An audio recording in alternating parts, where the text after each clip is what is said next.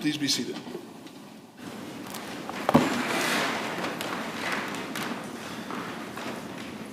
Well, good afternoon, everyone, and welcome to this special memorial sitting in honor of our former colleague, Justice Rudy Kass, who passed away 3 years ago this month. With me on the bench for this sitting are, to my right and your left, retired Chief Justice Christopher Armstrong, and to my left and your right, Senior Appeals Court Associate Justice Ariane Vuno. Chief Justice Armstrong served with Justice Kass during the entirety of his time on the Appeals Court. Now, as you can see in your program, another of Justice Kass's former colleagues, Raya Drebin, had intended to participate on this panel. Unfortunately, she's not feeling well and she's unable to be with us today. She asked me to convey her deep regrets and to say how much she wishes she could be here. Justice Vuno is, as I mentioned, our Senior Associate Justice. She did not serve with Justice Kass, but she did join the court at a time when Justice Kass maintained an office here, and of course she appeared in front of him many times as an advocate. And she is very pleased to be a part of this panel with us, and I'm very pleased with her and grateful for her willingness to step in at the last minute. On behalf of the panel and the other justices of the Appeals Court, current and retired, who of necessity are in the well rather than joining us on the bench, I welcome the members of the Kass family, especially Justice Kass's daughter, Liz, and of course those other members of the family who cannot be with us in person today, but who are with us on the live stream of these proceedings, including his daughter, Sue, and his granddaughter, Claudia, and his son, Peter. I also want to recognize former SJC Chief Justice Margaret Marshall, former SJC Justice Judy Cowan, former Appeals Court Chief Justice Phil Raposa, Trial Court Chief Justice Heidi Brieger, is she here? And Court of International Trade Justice and former Appeals Court Justice Gary Katzman, who honor us and Justice Kass by their presence here today. Welcome as well to all of the many current and former justices and staff of the Appeals Court, many of Justice Kass's former law clerks, and quite a number of his friends. It is fitting that we are able to hold this celebration today, 2 days before what would have been Justice Kass's 94th birthday. I now formally begin this proceeding by inviting the Attorney General of the Commonwealth, Andrea Campbell, to present a motion for consideration by the court. General Campbell.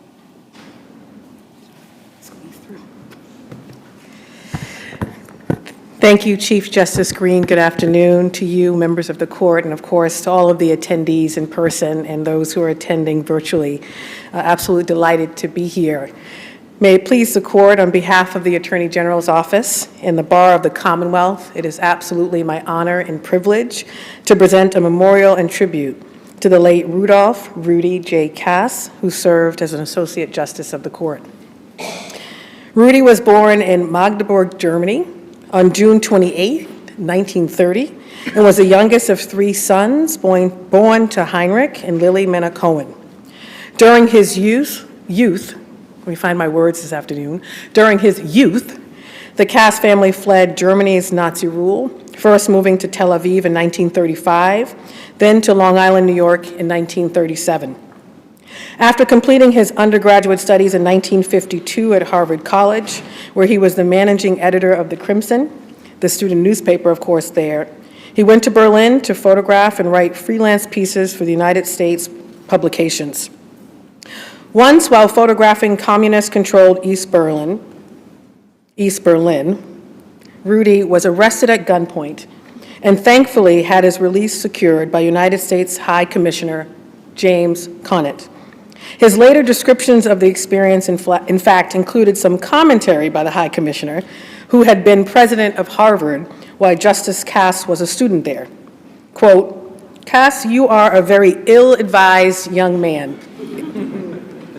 Following some time abroad, Rudy returned to the United States, where he met and in 1953 married his wife, Helen. The couple was introduced while working at the same Connecticut resort, and during their marriage, Mrs. Kass worked in college admissions to support herself and her husband during his law school studies. Following his graduation from Harvard Law School in 1956, he joined and later became a partner at Brown, Rudnick, Freed, and Gesmer, which is now Brown, Rudnick, LLP, specializing in real estate with a concentration in urban affairs. In 1965, he served as counsel to the Special Legislative Committee that drafted a statute creating the Massachusetts Housing Finance Agency, which of course now is known as Mass Housing. In 1979, Governor Michael Dukakis appointed the justice to the appeals court as part, of course, the court's first expansion. He quickly acclimated to appellate work and earned a reputation for keen attention to detail, formidable legal reasoning. During his 21-year tenure, Justice Kass wrote 1,600 opinions, approximately 200 of which were single justice memoranda and orders. As someone who had originally imagined a career in journalism, Justice Kass took great pleasure in authoring opinions, employing nuance, humor, and wit, where perhaps unexpected was never unwelcomed. Justice Kass reached mandatory retirement age in June of 2000, but remained a recall judge until 2003. He lectured and wrote extensively on subjects related to real estate, and was the editor and author of several chapters in Legal Chowder, Lawyering and Judging in Massachusetts. He was a mediator, an arbitrator with the mediation group, and was an adjunct professor at Boston College Law School, where he's taught real estate. He served as director of both Jewish community housing for the elderly and the Law Advocacy and Resource Center, and was a trustee of Brigham and Women's Hospital and served on this ethics committee. He was a cherished friend and colleague within the court's walls, of course, and any institution was fortunate enough to have him, and of course welcomed his contributions. He is celebrated for his openness, curiosity, humor, and generosity, and remembered for riding his bike to and from work, God bless him, his devotion to social engagement, and iconic judicial opinions. He celebrated 62 years of marriage before the passing of Mrs. Helen Kahn Kass in 2016. They're the proud parents of Liz, Sue, and Peter, grandparents Joanna, Claudia, and Maria. And thank you, I will say and add, for their service. None of us does this by ourselves. And on June 4th, sadly, 2021, at the age of 90, he passed away peacefully at his home with his family nearby. Mr. Chief Justice, it is an absolute honor for me to not only be here today, not only representing myself, but also, of course, the office and the Commonwealth, to pay tribute to Justice Kass, a truly outstanding judge whose commitment to public service is an example to the entire legal profession, including myself.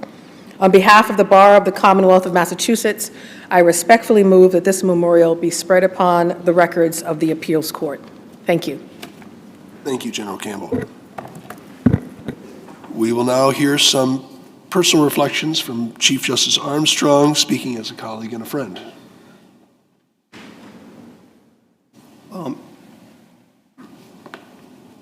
To my colleagues on the bench and off the bench, in the audience, to the judges from other courts, particularly the Supreme Judicial Court, Chief Justice Marshall, Justice Cowan, and I'm honored to be asked to speak here today and to offer some thoughts about my time with Judge Kass. It actually began before he became to the court.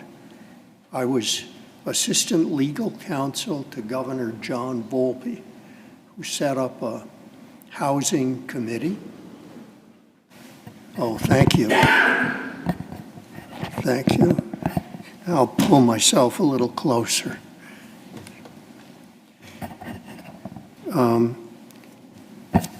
My wife says, you speak too softly and you let your voice trail off. Be sure you don't do that.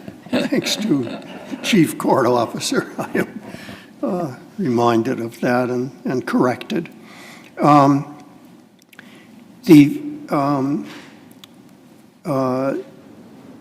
Justice Kass, I remember, first came to the appeals court when he was appointed in 1978. It was the appeals court at that time had 6 judges. I was one of the original judges on the court, and unfortunately, the only one still around to talk about it. So, without fear of being corrected, say that I remember when in 1979, 78, this is 6 years after we started, we had already fallen so far behind in our work that the legislature authorized 4 additional judges to bring the complement of judges to 10. The 4 judges that were appointed that day in 1978 by Governor Michael Dukakis were Charlotte Peretta, Raya Drebin, Rudy Kass, and John Graney. A day's work that should make any governor feel very proud indeed. These were astonishingly good appointments to this court, and this court leaned on them for the remainder of their service on the court, which was for a very long time.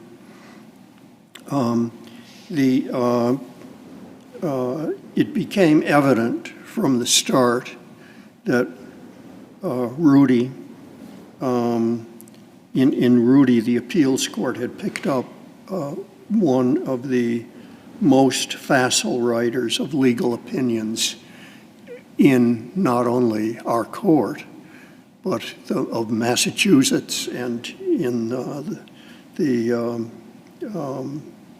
and in the nation, I dare say. Rudy's opinions are extraordinary. We have never had such a facile wordsmith,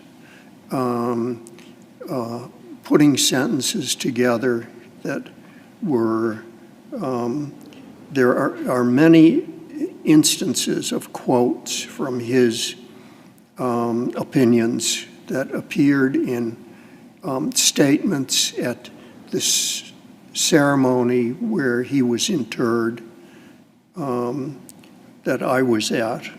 Chief Justice Green spoke at that opinion, at that interment, and Bill Pourvu, who was an old friend of the Casses,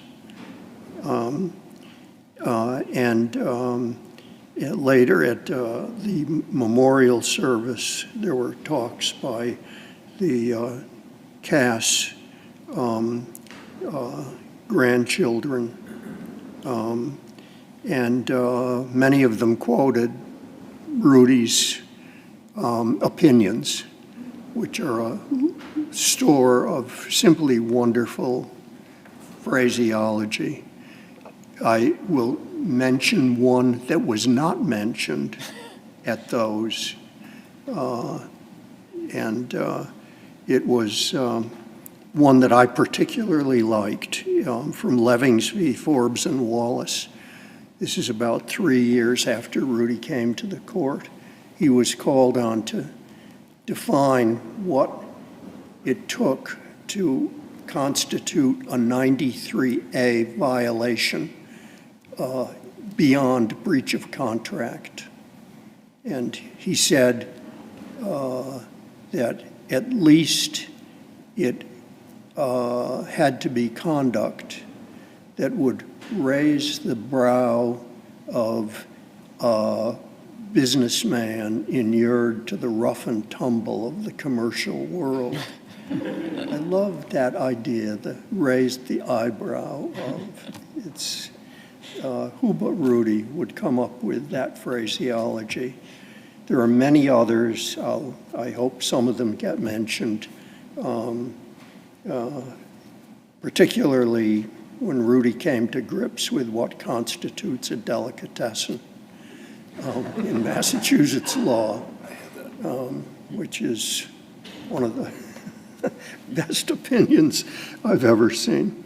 But anyway, it was you picked up Rudy's opinions with great anticipation and joy, because unlike the more pedestrian output of his colleagues like myself, he had a way of making the reading thoroughly enjoyable. I want to talk not about Rudy's writings, because a lot has been written about those, and they're all there for people to see. But rather about the role that Rudy played in building what I can almost think of as the enlarged appeals court. I begin with the story of Judge Warner. It was interesting, at the time Judge Warner was appointed the Chief Justice of this court, there were 4 candidates from within the court. I was one, Rudy was another, Charlotte Peretta was another, and Joe Warner was the 4th. And the governor appointed Joe Warner to be the chief at that time. And the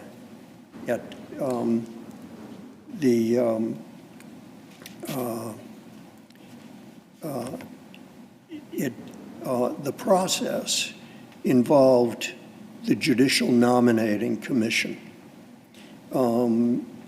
This is a little lesson in how judges get appointed. Many of you know, because many of you here are judges and have had to go through it. But the governor, whoever from whichever party, usually appoints a very large Judicial Nominating Commission. Probably in the old days, at least, it would often be 20 or 25 people.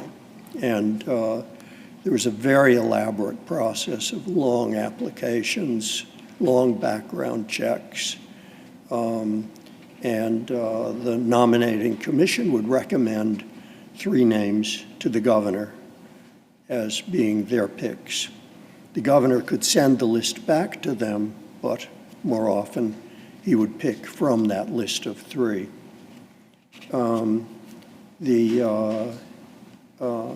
At the time, the Judicial Nominating Commission was meeting and had the 4 of us candidates for Chief Justice all in the waiting room at the same time.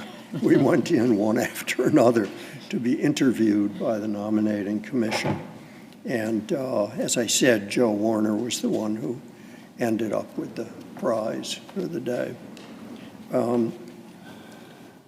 Unfortunately, Judge Warner had a stroke. He became ill quite early in his career as chief, and his tenure as chief was marked by long periods of absence from the court.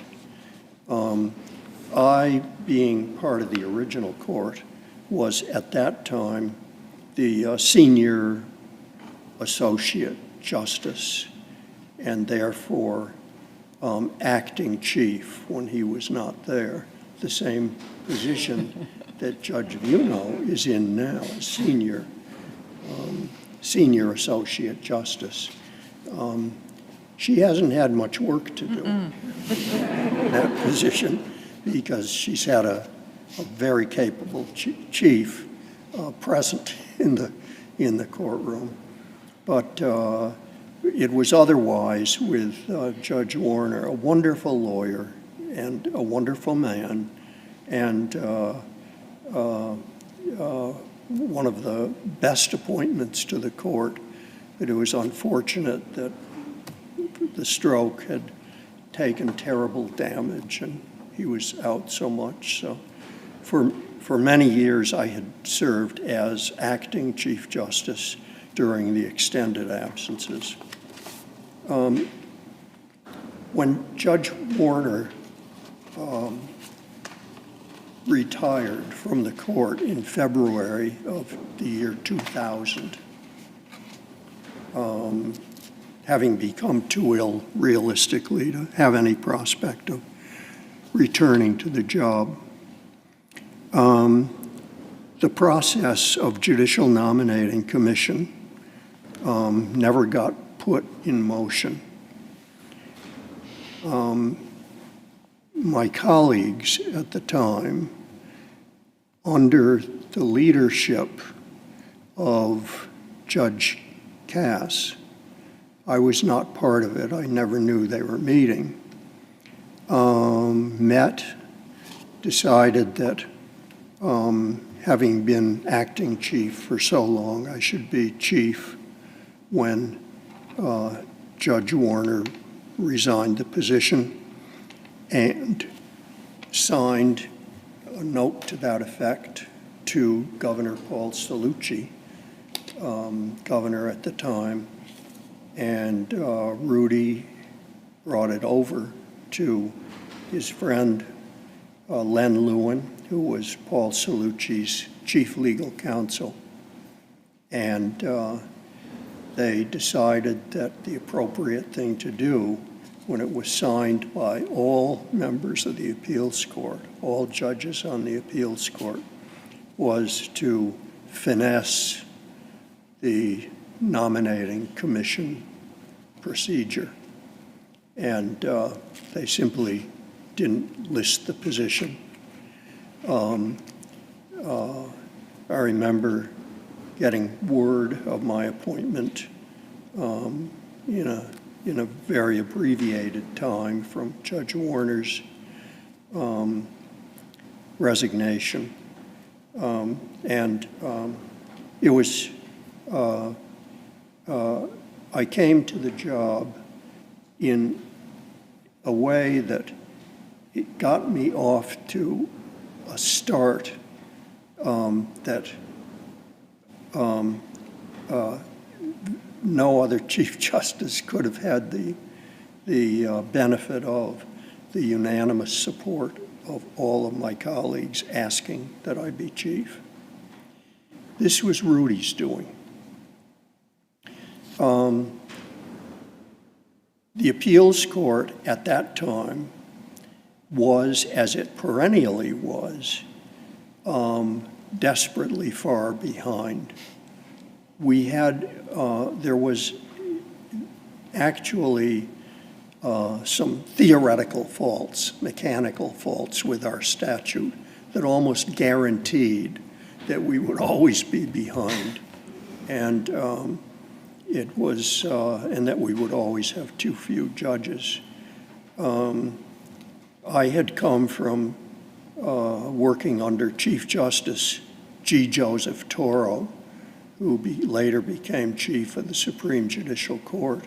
When he was a Superior Court chief, and the Superior Court was desperately short of judges, he made the point that there is no better solution for, there is no solution other than to have enough judges to do the work. And more it became evident to me that that was the case.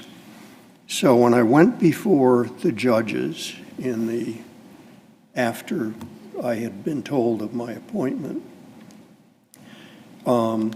we all agreed that we should ask for 3 more judges for the appeals court. We were 14 then. That would get us up to 17. And it was Rudy who got the process started by, here I should mention, that we were doing it in Judge Warner had resigned February 1 of 2000. We did not want to wait until the next legislature to get the bill before the legislature that would enlarge the court. And the only way to do that was through the governor, a special message by the governor. So we went, myself and Rudy to see Rudy's friend, Len Lewin, Governor Cellucci's chief counsel. And he was very favorable to the proposal, suggested that it would be a mistake to ask for 3, that we should leave ourselves negotiating room by asking for 5. And so I came back and reported to our judges that we were asking for 5 judges now instead of 3. And people were generally pleased, somewhat worried about where would they sit and other minutiae. At a later stage, the governor sent in his special message asking for 5 new judges for the court. At a later stage, I had a meeting with the Speaker of the House of Representatives, who had been the chairman of Ways and Means, and he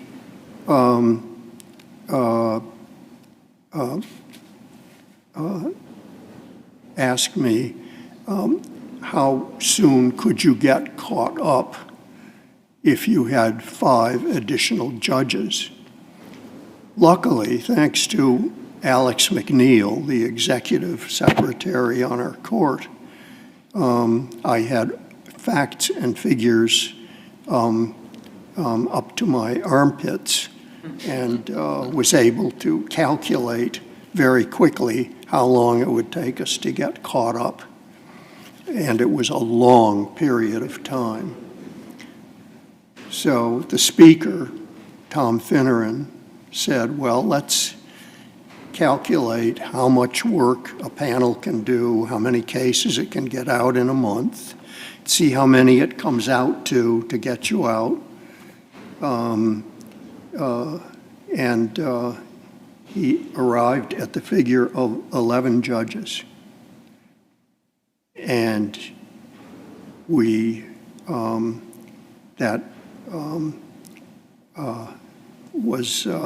it was there in the figures. They made sense.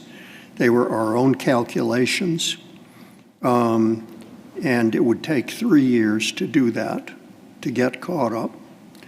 So I made the promise that if we got 11 judges, we'd get caught up in the sense of hearing all of our cases that had been briefed by the end of February before we recessed for the summer. Now it was time to sell that package. That was obviously an extraordinary jump in judges for the appeals court. We needed newspaper support. Who knew the newspapers better than Rudy, who had worked in 4 newspapers and been around newspapers his whole life, ever since he graduated from Harvard as editor-in-chief of the Crimson. He got us appointments with the editorial boards of the various newspapers, all of whom were very receptive. It was impossible to reject an argument made by Rudy. They were so logical, so sensible. And everyone saw the sense of it. And so we went there. We went to the bar associations who leapt into action. The Boston Bar produced a big report talking about the problem of the appeals court and how many judges it would take to get caught up. And sure enough, it came out to 11. And it was, all of this was part of Rudy's work. It was his leadership in that period between the resignation of Judge Warner and the time when I took over as chief was simply breathtaking. And I credit Judge Kass, with the expansion of the court to its present size, it has in fact been part of the answer to the long-standing problem of the appeals court being far behind. The appeals court today is current and astonishing to one who spent most of his 36 years as a judge wallowing in backlog. But I owe much of this to Judge Rudy Kass. His leadership in every respect in the court was exemplary. With him on his side, the chief could do no wrong. There was nobody who did not like Rudy. Literally, I've never found an enemy, or not, I shouldn't say enemy, I should say adversary, because Rudy was a simply extraordinary person.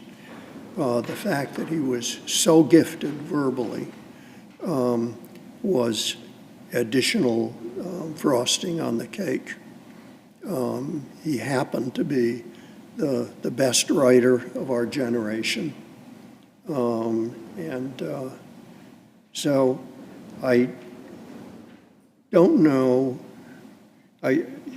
obviously I have to stop at some point. It reminds me of something that way back in my past, when Adlai Stevenson was running for president, he was asked, he said at the end of his talk, I've been asked, said, I feel like a little girl who has been asked if she knows how to spell banana. And she said, I know how to spell banana, but I don't know when to stop. I think, having delivered those thoughts about my memories of Rudy, I turn the podium back to Chief Justice Green. Well, thank you, Chief Justice Armstrong.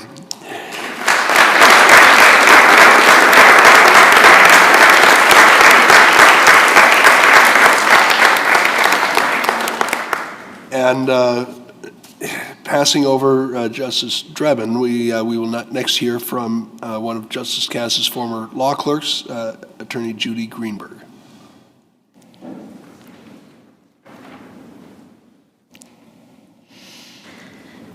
Good afternoon, Chief Justice Green, Chief Justice Armstrong, it's good to see you, and Senior Associate Justice Funo. Nice to meet you. May it please the court, my name is Judy Greenberg, and I had the privilege of serving as a law clerk to Justice Rudolph Kass. I'm honored to speak today, and I thank the Kass family and the court for inviting me to share reflections on behalf of his law clerks, with whom I had the pleasure of connecting ahead of these remarks. To have the great fortune to serve as a law clerk to and work together with Judge Kass is to receive a gift that lasts a lifetime. He was our teacher, mentor, confidant, and lifelong friend. Judge Kass engaged with passion in work he loved, a lesson all on its own. It was inspiring to see his sharp mind and quick wit, tremendous energy, discipline, and dedication applied to his cases, all the while having fun. A clerkship year provided an incredible lens through which to watch and learn from him about the law, precise and concise legal writing and sound reasoning, work ethic, and being a good colleague. Perhaps most important, by example, he modeled with dignity how to lead a meaningful and joyous life, punctuated throughout with good humor. Judge Kass had a perpetual curiosity and desire to learn, and he immersed himself in each case. No fact or question was set aside until it was wrestled to the ground to his satisfaction. Former law clerk Kathy Rogers recalled working with him on a real estate case, which rested on whether a response by the defendant to a sealed bid offered by the plaintiff to purchase a, in Judge Kass's words, choice 40-acre property created an enforceable contract. The court record included this statement by the defendant to the plaintiff: "Congratulations, you've bought the farm." One wintry day, Justice Kass came to Kathy's desk and announced, "Get your coat and hat, we are going to do some field research."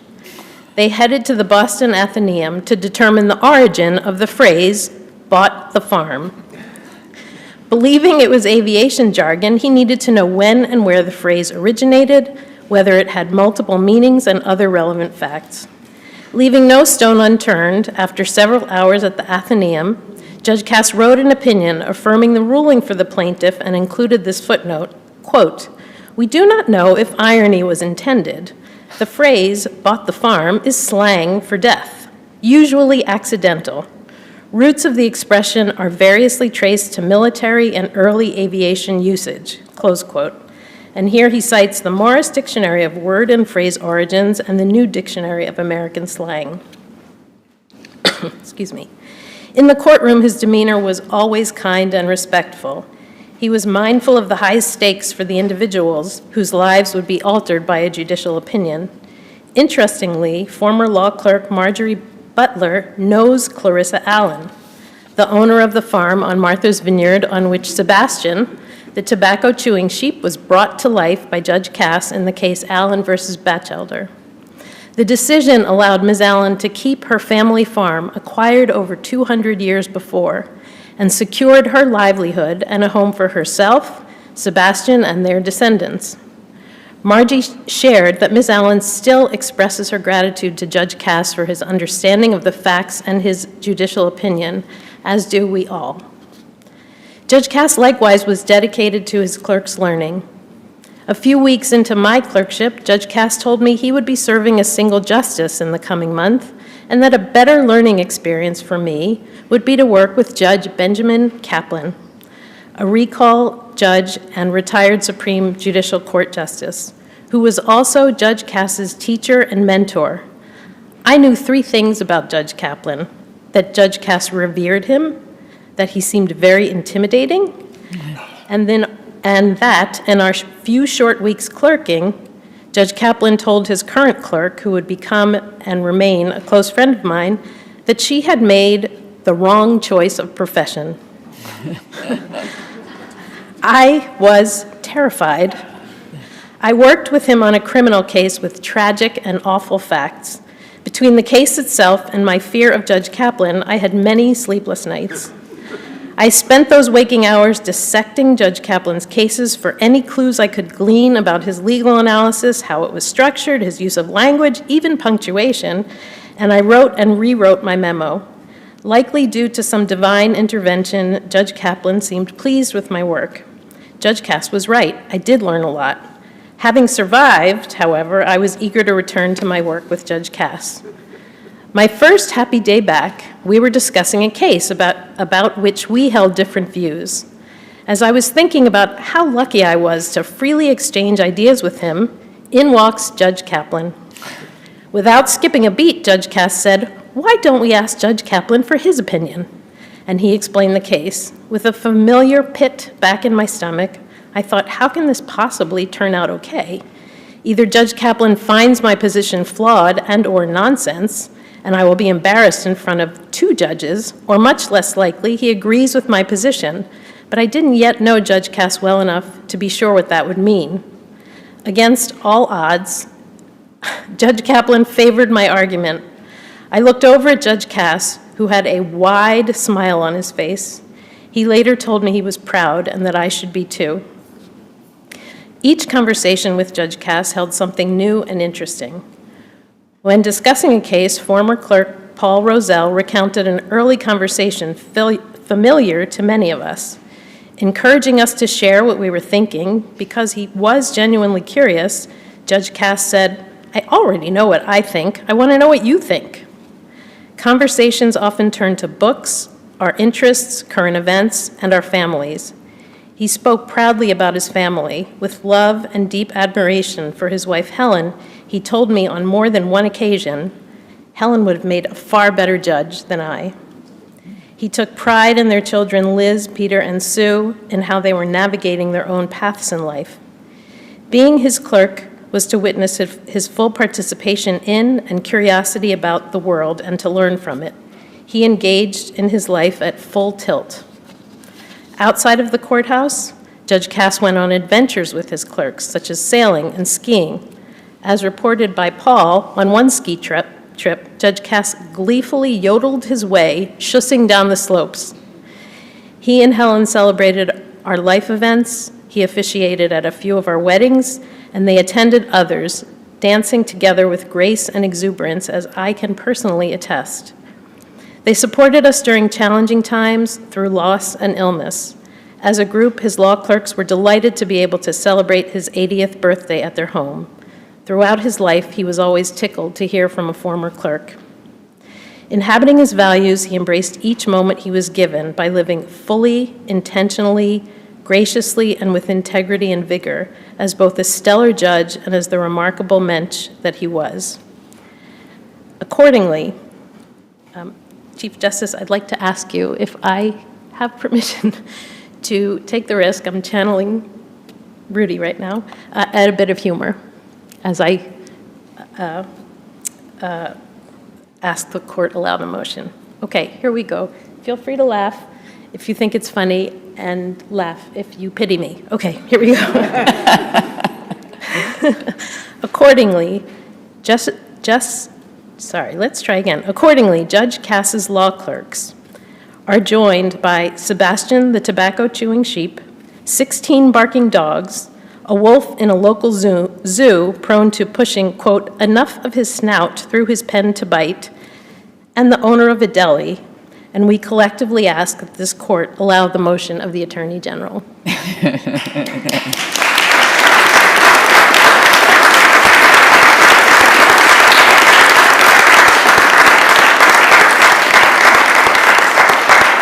Thank you very much, and I'm sure that each of those animal references can be footnoted to the appropriate case citation.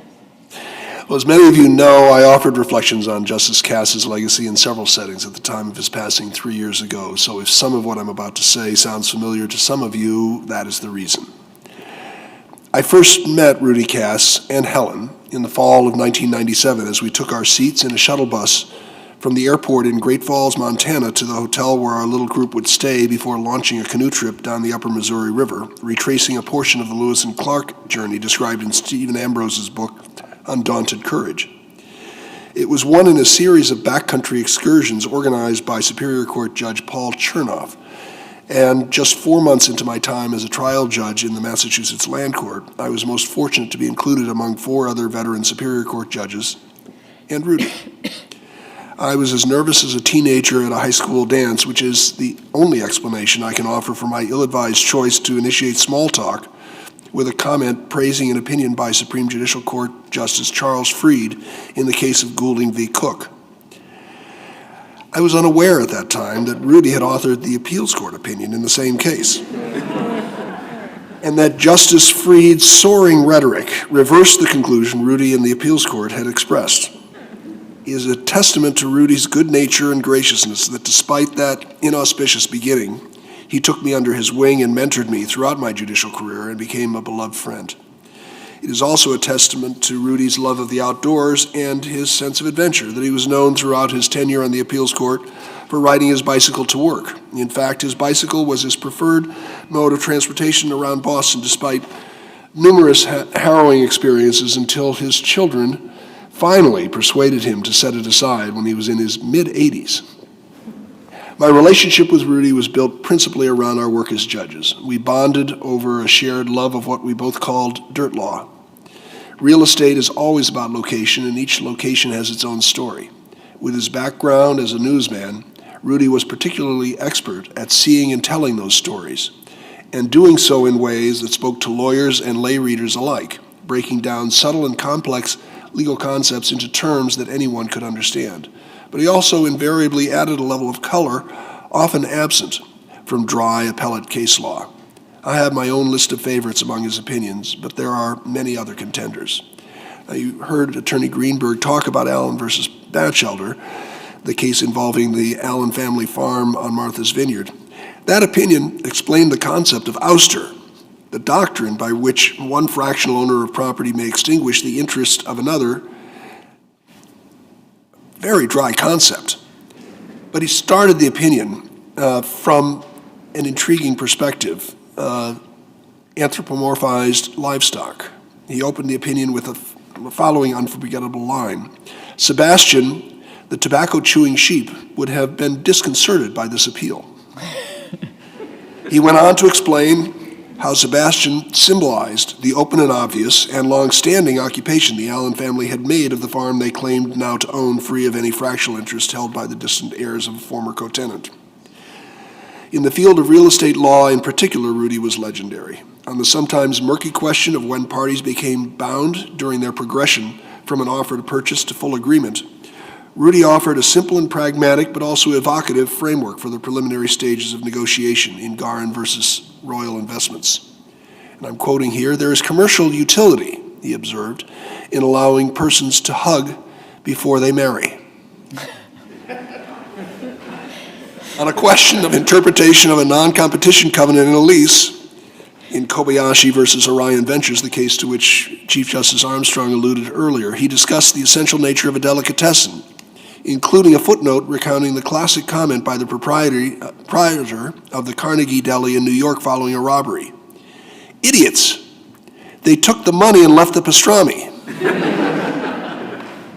By the way, in case that reference intrigues you to look at the opinion itself, I commend to you as well footnote 9, which illustrates the circular logic of an argument advanced by one of the parties by reference to Gilbert and Sullivan. Rudy's style was sufficiently unique that his hand was obvious even in a brief rescript opinion issued without authoring attribution. While I was still in the land court, when I opened the daily advance sheets on the morning in April of 2000 and saw the opening line of Commonwealth versus Bazell, I knew immediately who had written it. The case involved a challenge in a criminal case to the sufficiency of the evidence supporting conviction under a statute that required the removal of dogs whose barking caused a nuisance. The defendant argued that there was no proof that the dogs who provoked the complaint were the same as those who remained on the property on the date he was arrested for failing to remove them. Rudy's opinion opens as follows: "Sometimes a dog's bark can be as bad as its bite." Continuing, he explains that, quote, "The answer to the defendant's at least one identical dog argument is that the statute recognizes the fungibility of barking dogs. The mischief to be corrected is excessive barking, and whether the source of the barking on the premises is Fang or Fido is not of the essence." He was surely one of the most colorful and visible members of the appeals court in its history, and remains one of those most often cited. Rudy also was notable for his continuing engagement in the wider community. While the Code of Judicial Conduct does not prohibit judges from engaging in their communities, the limitations, often cumulatively over time, particularly for those in long service, induce many judges to follow the path of least resistance and withdraw at least somewhat. But not Rudy. He remained active in more social clubs than I knew to exist, and he contributed generously on a wide variety of charitable and nonprofit boards. His visibility in our wider community was not merely a product of the prominence and color of his judicial writings. As I came to know Rudy, I also came to know Helen. Theirs was an inspiring and continuing romance. It was evident in even the most casual observation of the two of them together, and they were almost always together, how intertwined they were. They demonstrated a comfortable and gentle intimacy based on mutual respect that was a model of what a marriage can be. When I think of the attributes that most describe Rudy, 3 come to mind: optimism, curiosity, and adventurousness. Combined, the 3 capture his openness to new ideas, to new ways of doing things, and to new friends. He is an iconic figure in the Massachusetts judiciary, but his legacy extends beyond his work to the personal connection he made with so many. As a giant in the judiciary and as a friend, he is greatly missed. Attorney General, on behalf of myself and all the justices of the Appeals Court, it is my great honor and pleasure to allow your motion and to direct that these proceedings be spread upon the records of the court. I will also note for the record that I believe your advocacy record is unbroken here. You have a uniform success rate. So that concludes these proceedings. The motion is allowed, and we are in recess. Thank you all.